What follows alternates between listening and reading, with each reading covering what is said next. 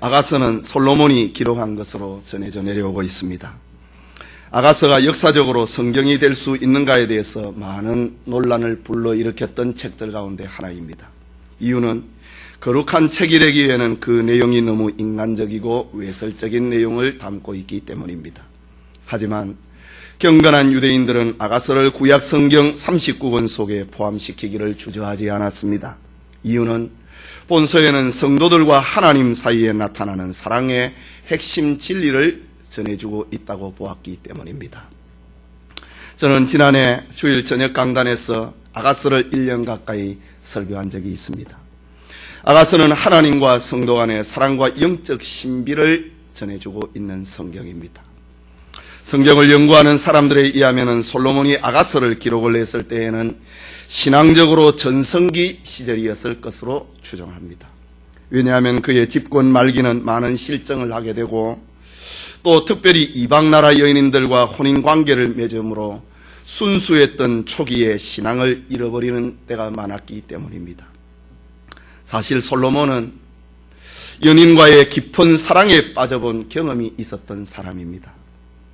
그는 그것을 소재로 삼아서 하나님과 성도 간의 사랑의 진리를 풀어나가고 있습니다. 그런데 지혜의 왕 솔로몬이 하나님과 성도의 사랑을 다른 방법으로도 얼마든지 묘사할 수 있었을 텐데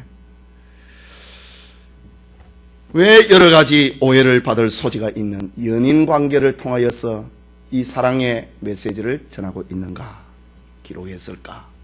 거기에는 분명한 이유가 있습니다.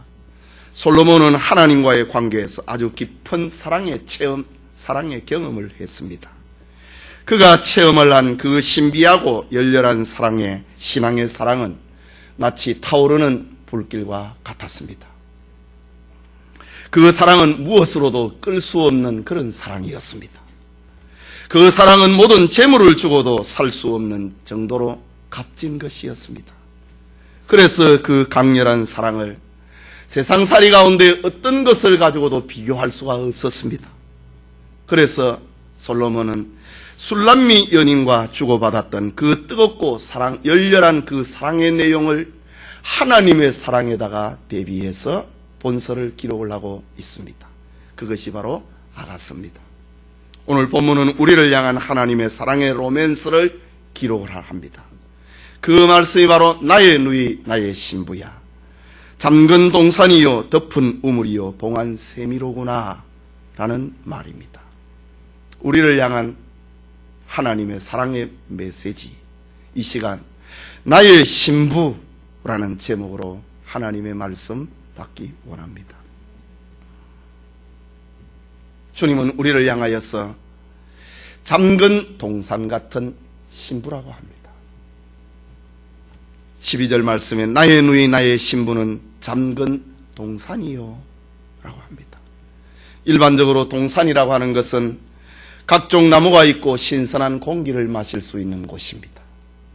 아름다운 열매가 가득한 곳을 가리켜 동산이라고 부릅니다. 동산은 누구든지 출입을 할 수 있는 공개된 곳입니다. 관악산이 그렇고 북한산이 그렇지 않습니까? 그러나 잠근 동산은 아무나 들어갈 수 없는 것이고 꼭 들어갈 수 있는 사람, 꼭 들어가야만 하는 사람만이 에게만 공개되어 있는 곳입니다. 그것을 가리켜 잠근 동산이라고 합니다. 솔로몬은 자신의 연애 경험을 가지고 하나님의 사랑을 설명하는 이유가 바로 여기에 있습니다. 사랑하는 남녀 간의 사랑이 세상의 다른 사랑과 구별되는 것이 있다면 그것은 독점적인 사랑입니다. 남녀 간의 사랑은 나눌 수 없는 것입니다. 그래서 오늘 성경은 나의 누이 나의 신부는 잠근 동산이라, 나만이 출입을 하는 곳이라는 말입니다. 나만이 가지는 것이 아니면 그것은 진정한 남녀 간의 사랑이 아닙니다. 만인이 공유하는 사랑은 일반적인 사랑이고 남녀 간의 사랑은 나만이 가지는 것입니다. 나만이 출입을 하는 것입니다. 솔로몬은 하나님과 자기와의 사랑을, 자기가 지난날 술람미 연인을 사랑을 했던 거기에다가 비유하고 있는 것입니다.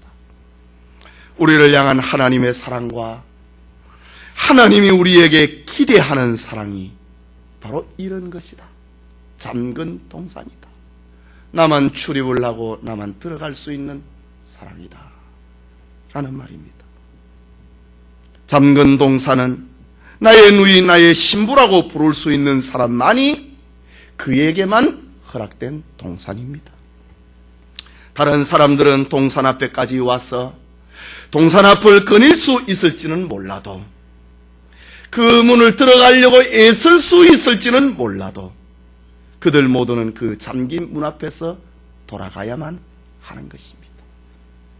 그것이 잠근 동산이요 남녀간의 사랑입니다. 말하자면 신자의 마음은 잠근 동산이어야 한다는 말입니다. 자빈의 출입이 못하게 하여야 한다는 말입니다. 신자의 마음은 항상 세상에 공개된 곳이 아니라는 말입니다. 신자의 마음은 울타리를 두르고 문을 달고 빗장을 채우고 낯선 사람과 세상이 침범을 하지 못하도록 만들어야 된다는 말입니다. 주님만이 거니시는 동산, 그것이 바로 우리 성도들의 마음입니다. 중생받은 신자의 마음은 바로 주님만이 출입을 하는 것입니다. 확실히 그리스도의 신부된 성도는 잠근 동산입니다. 아무에게나 누구에게나 세상에 개방할 수 없는 동산이라는 말입니다. 오늘의 신자는, 오늘의 교회는 바로 이런 성격을 가지고 있어야 됩니다. 이것을 어떻게 비유적으로 설명을 할 수 있겠습니까? 구약시대에 히스기야 왕이 병이 들었습니다. 그때에 강성해지고 있는 저 유다의 히스기야 왕을 위하여서 바벨론 왕이 자신의 사신을 보내서 친서와 예물을 보내고 문병하러 옵니다. 그때의 히스기야는 바벨론의 사신에게 자기의 영광과 자기 나라를 자랑하고 싶었습니다. 보여주고 싶었습니다. 그래서 문병온 사신에게 자신의 모든 보물과 병장기를 보관해 놓은 군기고와 왕궁의 곳간인 내탕고와 왕궁의 모든 창고를 다 열어서 자기의 영광과 나라의 영광을 보여주고 싶었습니다. 보여주고 말았습니다. 히스기야는 이 일로 인하여서 선지자 이사야에게 호된 책망을 받습니다. 그리고 장차 바벨론의 침략을 받아서 왕이 보여버린 모든 보물을 뺏기고 말 것이라는 말을 듣습니다. 이런 의미에서 히스기야는 바벨론에, 세상에 자기의 속을 다 보이고 만 것입니다. 히스기야는 잠근 동산을 지키지를 못했습니다. 하나님이 주신 축복을 지키지를 못했습니다. 그래서 그 동산이 악인들에게 짓밟혀버리고 만 것입니다. 바울은 고린도후서 6장 14절과 16절에서 너희는 믿지 않는 자와 멍에를 같이 하지 말라.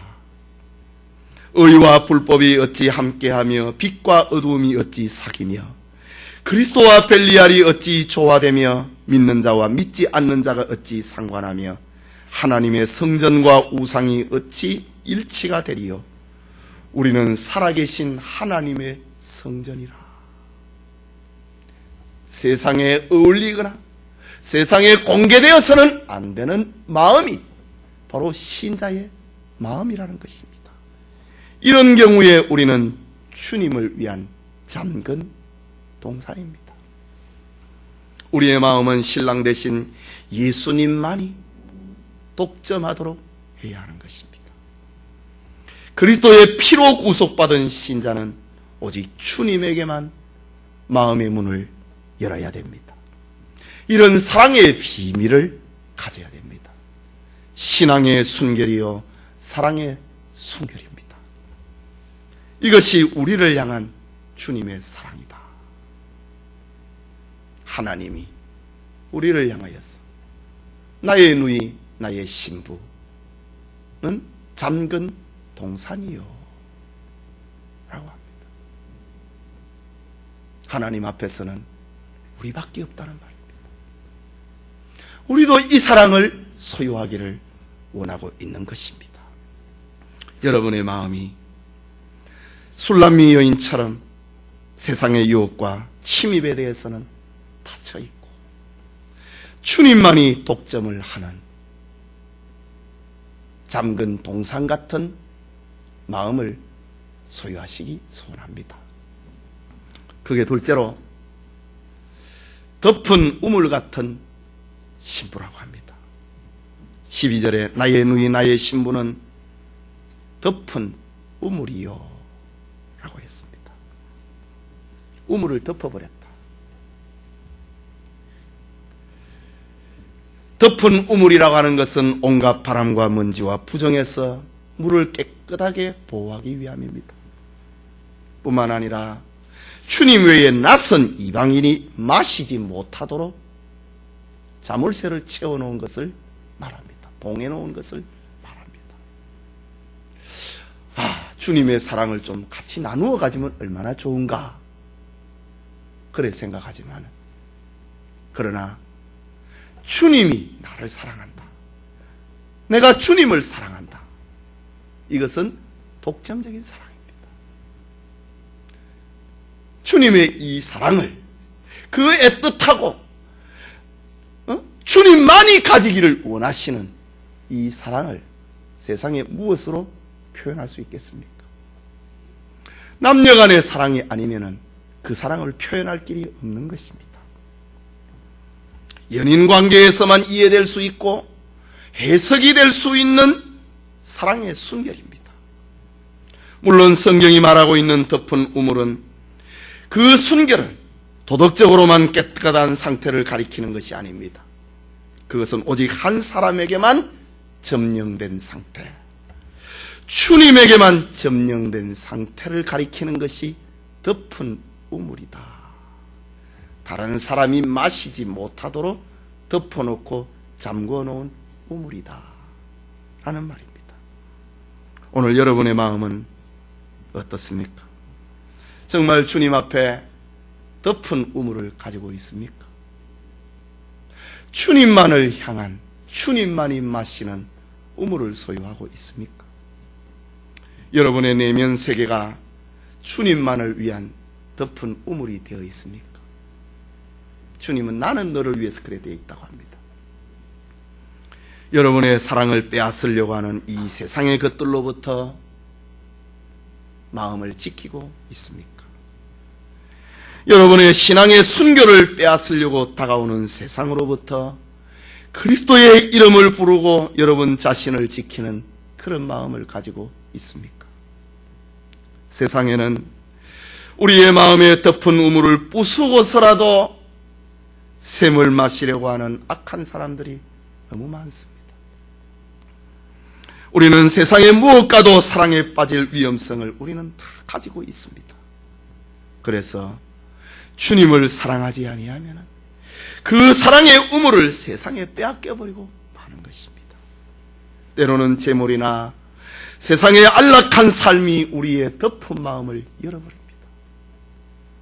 때로는 지나치게 부해지려고 하는 욕망이 덮은 마음을, 덮은 우물을 열어 제치게 만들어버립니다. 때로는 본질적인 이것이 아닌 것에 우리의 덮은 우물을 열어버립니다. 주님을 사랑하지 아니할 때에, 주님을 사랑하지 못할 때에 우리의 마음은 세상을 향하여 열려버리는 것입니다. 때로는 명예에 대한 추구나 성공을 위한 경쟁심에 덮은 우물이 열려버립니다. 때로는 타오르는 육체의 정욕에 덮은 우물을 열어버릴 때가 있습니다. 그래서 영감의 사람 솔로몬은 우리의 마음이 주님만을 위한 덮은 우물이 되어야 된다 라고 합니다. 우리의 마음이 주님만을 위한 우물이 되지 아니하면 세상을 향하여 열려버리고 마는 것입니다. 성도님, 우리는 우리의 마음을 그리스도께서 지배하는 것이 얼마나 중요한 것인가를 알아야 됩니다. 내 마음을 주님이 점령하는 것이 얼마나 행복이라고 하는 것을 알아야 됩니다. 오늘날 우리의 많은 기도가 허공을 맴돌다가 다시 땅에 떨어지는 낙엽처럼 되어버리고, 진실한 우리의 마음이 하나님 앞에 이르지 못하는 이유가 무엇입니까? 그것은 우리의 마음이 그리스도에 의해서 점령되지 못하는 그런 덮은 우물을 가지지 못했기 때문입니다. 우리의 섬김에 열매가 없고 겉모습으로는 주님을 위하여 수고하고 있지만은 우리의 내면 속에는 점점 그분으로부터 멀어지는 듯한 그런 허전함을 느끼는 이유가 무엇입니까? 바로 주님에 의해서 지배를 당하지 않기 때문입니다. 주님만을 위한 우물을 소유하지 못했기 때문에 우리의 마음은 허전해지는 것입니다. 우리는 주님만을 위한 덮은 우물을 소유해야 됩니다. 그것은 그리스도에게만 지배되는 마음입니다. 그것은 주님을 향한 우리의 순결이요 우리의 사랑인 것입니다. 예수님의 말씀, 네 마음을 다하고 목숨을 다하고 뜻을 다하여 주 너의 하나님을 사랑하라 라고 했습니다. 다하고 다하고 다한다. 그것은 주님만을 위한 우물이라는 말입니다. 이 말씀의 거울 앞에서 우리를 돌아보아야 됩니다. 이유는 우리의 내면 세계가 덮은 우물 같지 않을 때가 너무 많기 때문입니다. 세상에 활짝 열려버린 마음을 봅니다. 세상의 유행과 풍습 앞에 너무 쉽게 열려버리는 우리의 마음을 봅니다. 야비한 사람들에게 마구 짓밟히면서도 부끄러워할 줄 모르는 그런 마음을 봅니다. 그리스도의 사랑이 넓고 크다고 하는 생각만 가지고 방종하는 그런 마음을 봅니다. 마음을 다하라, 목숨을 다하라, 뜻을 다하라. 주님만을 위한 우리의 마음이 되어야 된다는 것입니다. 그렇다면 성도들은 덮은 우물이 얼마나 소중한 것인가를 알아야 됩니다. 온갖 세상의 바람과 먼지와 부정에서 주님만을 위한 우리의 마음을 지켜야 됩니다. 세상의 풍습과 유행에서 주님만을 위한 우물을 보존해야 됩니다. 우리를 위한 주님의 사랑이 그렇다면 우리의 마음 역시 오직 주님만을 위한 덮은 우물이 되어야 되지 않겠습니까? 주님에게만 내 마음의 문을 여는 그런 우물을 소유하는 신부된 성도 되기를 소원합니다. 마지막으로 봉한샘 같은 신부라고 합니다. 다시 12절을 보면은 나의 누이 나의 신부는 봉한샘이로구나 고 했습니다. 여기 봉한샘이라고 하는 것은 솟아오르는 샘이 넘치지 못하도록 막아놓은 상태입니다. 흔히 농촌에서 볼 수 있는 지하수나 온천물이 더 이상 낭비되지 못하도록 꼭 잠가놓은 그런 상태를 봉한샘이라고 합니다. 확실히 신자의 마음은 봉한샘이어야 됩니다. 세상을 향하여서는 그 샘이 터지지 아니하고 주님을 위해서만 그 샘이 터지는 봉한샘이어야 하는 것입니다. 골로새서 3장 3절에 이는 너희가 죽었고 너희 생명이 그리스도와 함께 하나님 안에 감추었음이라 고 했습니다. 봉한샘, 숨겨져 있는 샘, 주님만을 위한 우리의 샘이 하나님 안에 감추어져 있다고 합니다. 중생받은 성도들의 마음이 바로 봉한샘이라는 것입니다. 주님만을 위해서 막혀있는 것을 터뜨릴 수 있는 샘 말입니다. 예수님의 생명과 하나가 되는 신비는 바로 주님만이 아시는 봉한 셈입니다. 그러나 우리 자신을 돌아봅니다. 지금 우리의 마음은 무엇에 솟아오르고 있습니까? 우리가 세상을 버리지 못하는 이유가 무엇입니까?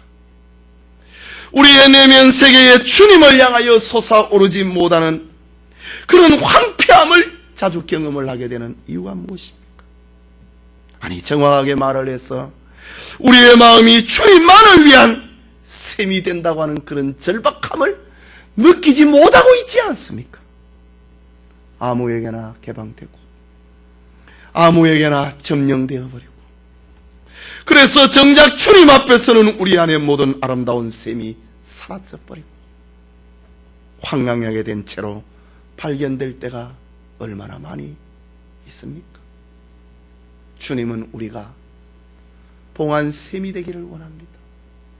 세상에 대해서는 봉해져 있고 마귀에 대해서는 봉해져 있고 세상 먼지와 풍습에 대해서는 봉해져 있고 주님만을 향하여서 그 셈이 열리는 그런 신부가 되기를 원합니다. 이거는 남녀간의 관계, 연인 관계가 아니면 표현할 길이 없는 것입니다. 마가복음에 한 여자가 나옵니다. 14장에. 누가는 이 여자를 가리켜 죄인이라고 부릅니다. 하지만 성경은 그 여인에게서 봉한 샘과 같은 주님을 향한 순결한 사랑을 보여주고 있습니다. 그의 삶의 실상은 장녀였습니다. 기생이었습니다. 그러나 이 여인은 옥합을 깨트려서 그 안에 있던 향유를 주님께 부었습니다. 나가 나왔던 향유를 주님을 위하여서 깨트렸습니다. 요즘 가치로 환산을 하면은 이 여자가 깨트린 향유가 300데나리온이 되었으니 한 데나리온이 노동자의 하루 품삯이라고 하면은 약 3천만 원 가까이 됩니다. 3천만 원에 가까운 향유를 예수님의 머리에 부어버립니다. 당시에 향유를 모으는 것은 바로 재산을 모으는 것입니다. 바로 우리 통장에 적금을 하듯이 이 여자는 향유를 조금씩 모아서 요즘 표현하면 3천만 원 가까이 모은 것입니다.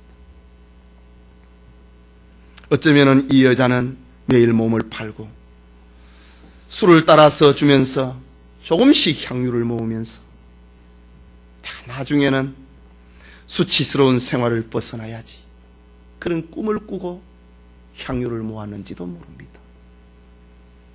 그렇다면 이 여자에게 있어서 300데나리온의 향유는 단순한 물질, 단순한 재산이 아니라 그의 꿈이었습니다.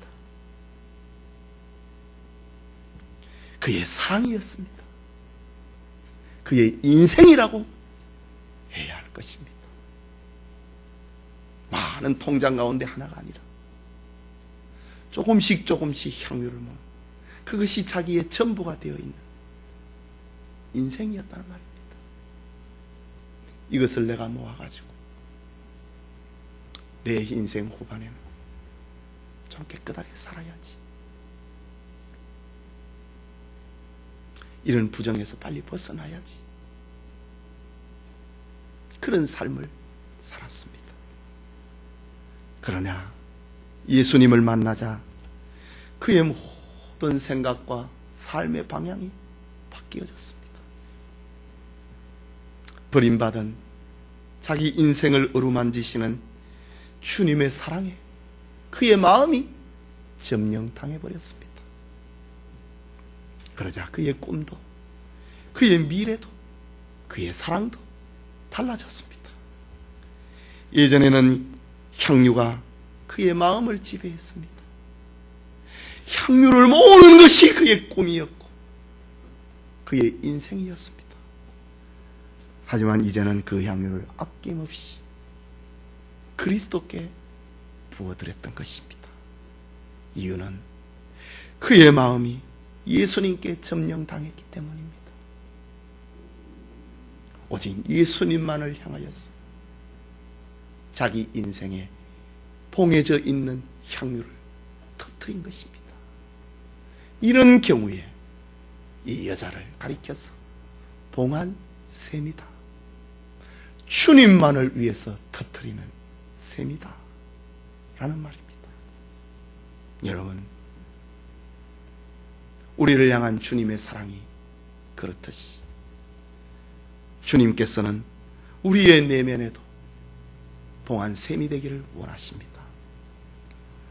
그 봉한 셈은 주님께서 진리와 성령으로 만들어 놓은 것입니다.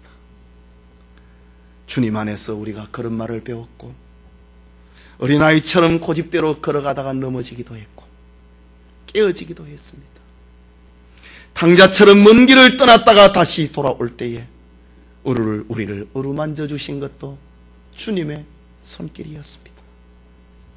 과연 주님께서는 우리를 주님만을 위한 봉한 셈으로 우리를 만들어 주셨다고 하는 사실입니다. 그리고 주님은 오직 자신과만 사랑을 나누기를 원하십니다. 지금도 우리를 향하여서 나의 누이 나의 신부라고 부르는 이유가 바로 여기에 있습니다. 때로는 우리의 모습이 걸레와 같은 모습이 된다 하더라도 주님은 우리를 나의 누이 나의 신부야, 너는 봉한 셈이다 라고 부르십니다. 심리학자들의 말에 의하면 평범한 인간의 뇌에는 하루에 평균 10만 가지의 생각이 스쳐간다고 합니다. 오늘도 수많은 생각들과 유혹들이 우리의 마음을 빼앗고자 합니다. 이때 우리는 분초마다 기도해야 될 것입니다.